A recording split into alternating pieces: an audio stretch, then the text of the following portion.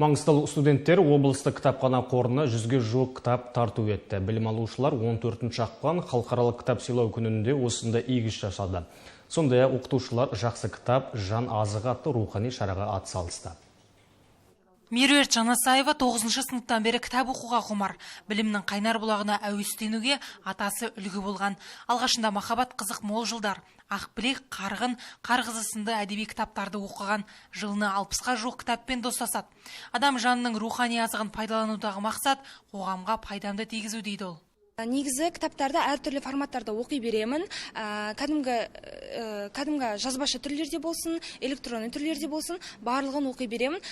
Тек қана өзіме ыңғайлы түрлері ғана болса, мазмұны қызық болса, яғни маған пайдалы, мәнді болса, барлығын оқи беремін. Менің осы кітап оқудағы миссиям ол айналама пайдалы болу. Біз кітап оқыған кезде негізі көкжиіміз кеңейеді, әлемге қарайтын көзқарасымыз өзгереді. Кейіпкерлер арқылы жамандық туралы да, жақсылық туралы да, мейірімділік туралы да барлық андай сезімдердің барлығын көріп, біз өзімізге сіңіре аламыз. Кітапхана қорына бүгін түсіп жатыр.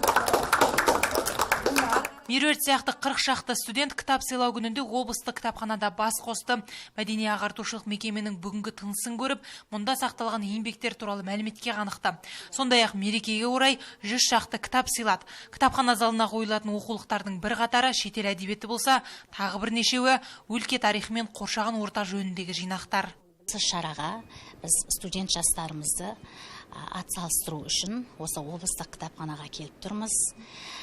Құндылығымызды насихаттау үшін, жастарымызды кітап оқуға деген құлшынысын арттыру үшін, рухани тәлім тәрбие беру мақсатында осы кітапханамен бірлесе отырып ұйымдастырып отырмыз. Бүгінгі шараға біз атсалыса отырып, осыған жыл сайын атсалысып дәстүрге айналдырмақшымыз. Бүгінде кітапхана қорында 500 мыңдай кітап бар. Оның ішінде көркем әдебиет жанрындағы еңбек көп. Ал оқырмандар тек мерекеде ғана емес, басқа да күндері кітап тапсырады. Мөлдір Батырбай, Саламат Қайыпов, Дидар.